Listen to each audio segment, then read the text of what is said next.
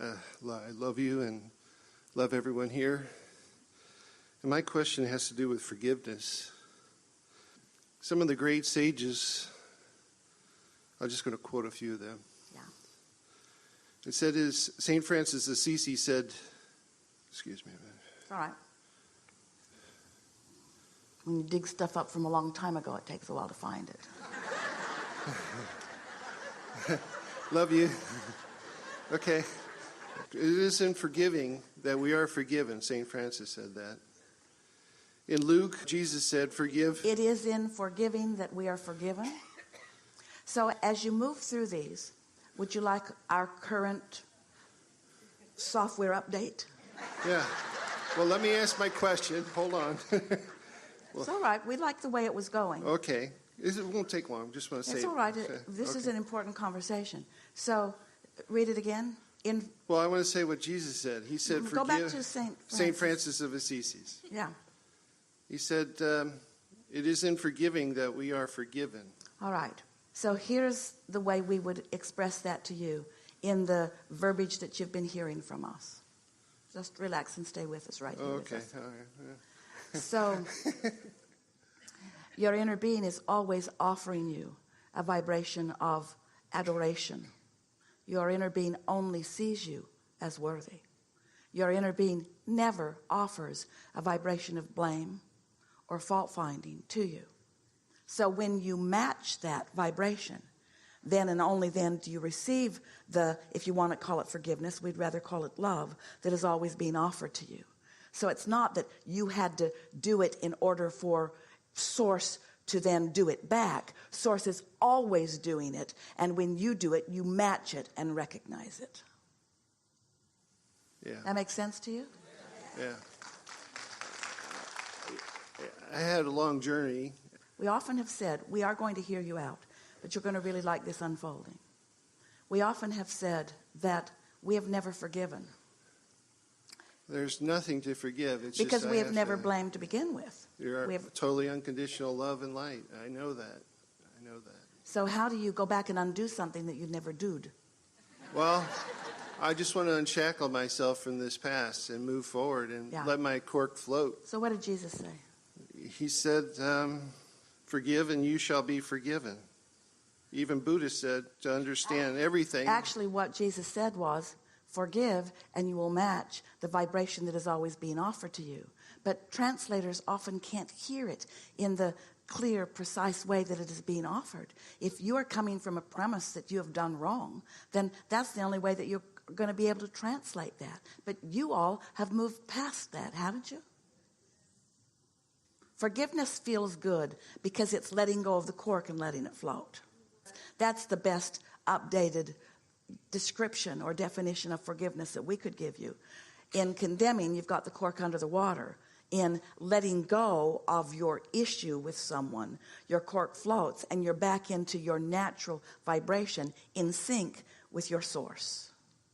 And you call it forgiveness. We call it letting go of the cork. Yeah, I understand that metaphor is perfect. Yeah. It's just to trust that again for me is where I am. Well, test it. Condemn yourself and feel your inner being unavailable to you. Then love yourself and feel your inner being right there, meeting you with your own loving thoughts about yourself. There's no way you can misunderstand it. Test it.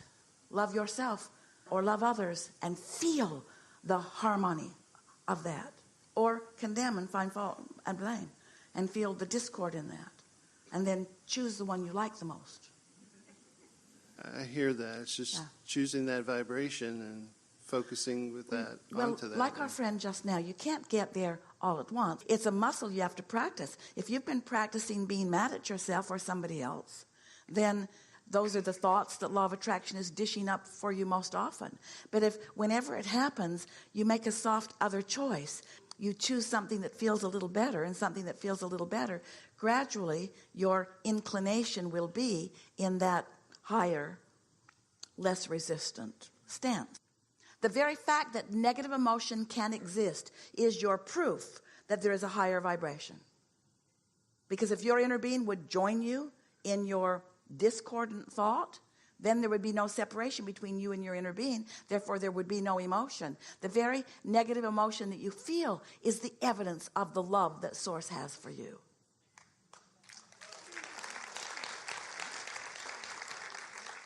And some days you say, Source must love me a lot. A lot. Because there is a big difference between how they must feel and how I'm feeling, because it's gut-wrenching. I felt those states, those higher vibrational states. Yes. And I know that I'm Source streaming through. Yeah. And Often.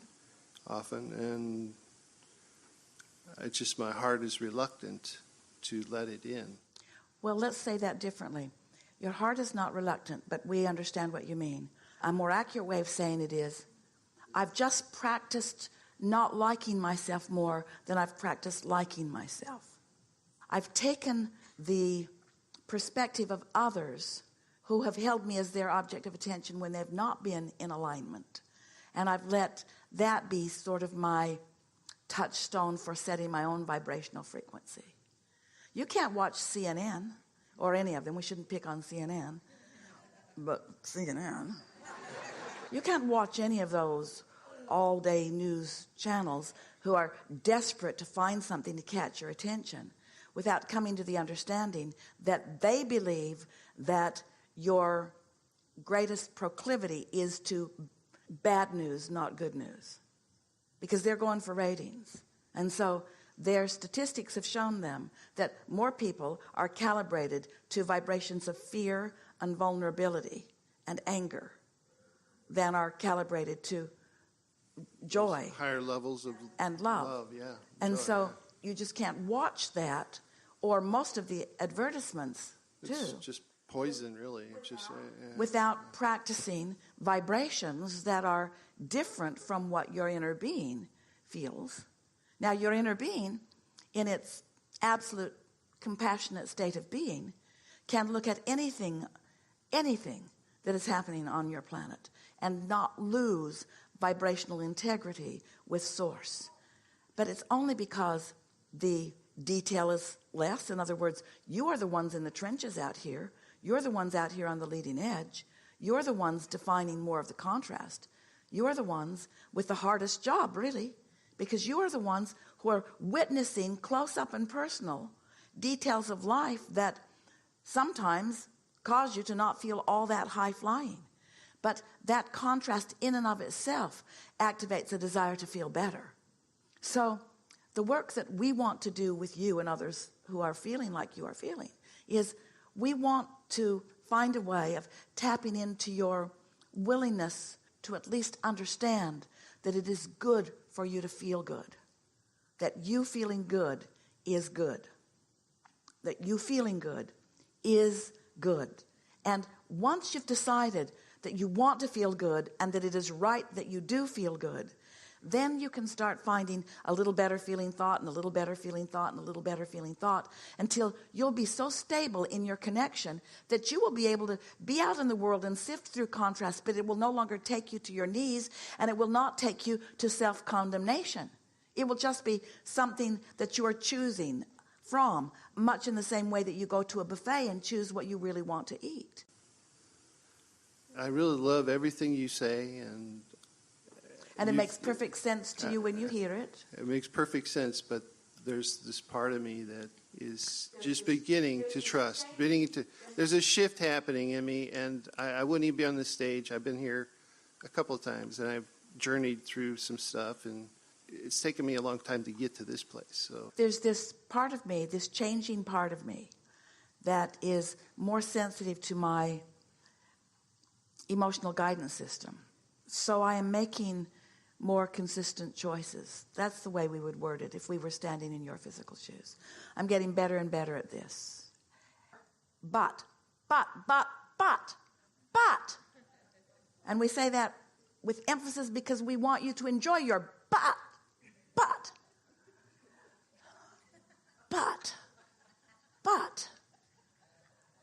I can't hold it there all the time. There are always new things that sort of shake me a little bit, but I'm getting better and better and better at knowing the difference. My guidance system is awake now, and I understand what it means. When you feel negative emotion, it's not because your inner being is not proud of you. It's because you're not in the vibrational vicinity of the pride your inner being has for you. That's all. But with your parents or people around you, teachers or even peers that may not be understanding all of this, when they disapprove of you, they sort of go after you in an attitude of you should change, and then my opinion of you would change.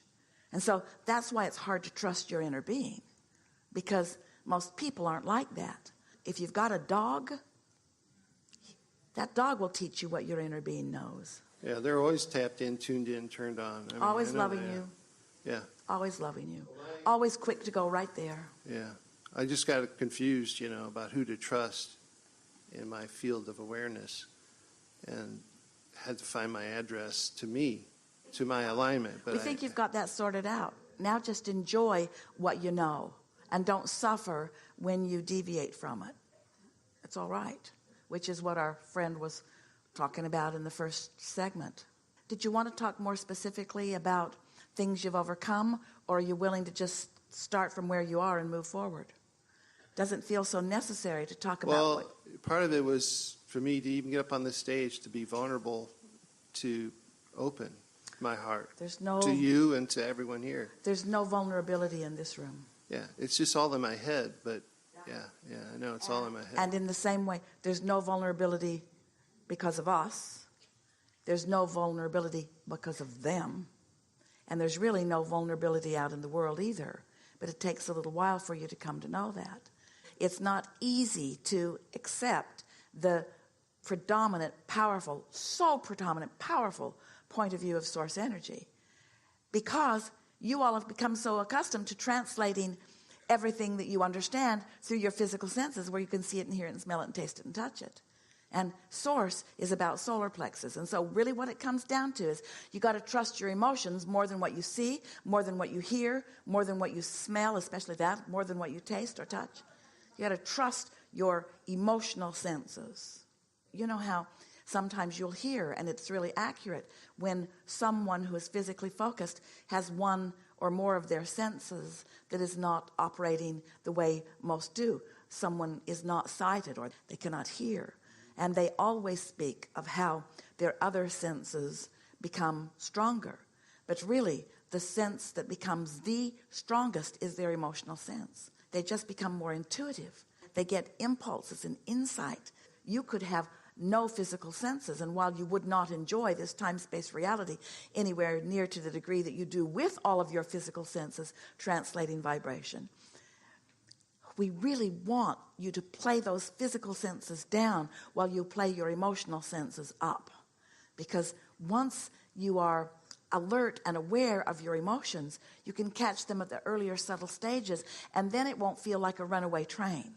Then it won't feel like something you can't control, because you can subtly guide it, just like we're talking about the rumble strips on the road. It's easy for you, for most of you who've been driving. You understand about driving. And when you feel the rumble strip, you don't make a big deal about it. You say, oh my God, what was I thinking?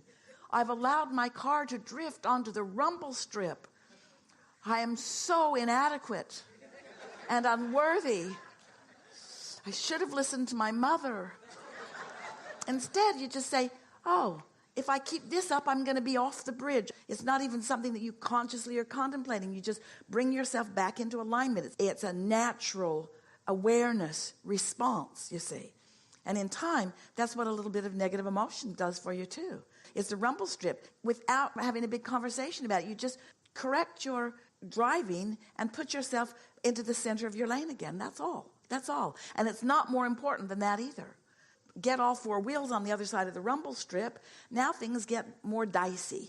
Well, that's kind of where I was. I was completely off the highway. I was on the shoulder driving. And yet you didn't go off the cliff. No, isn't that amazing? Yeah. But, Yeah. yeah. And so it's just fine-tuning, isn't it? Yes. Yeah. Yes. Enough? Yes. Thank you very Really much. good. Love you. Really good.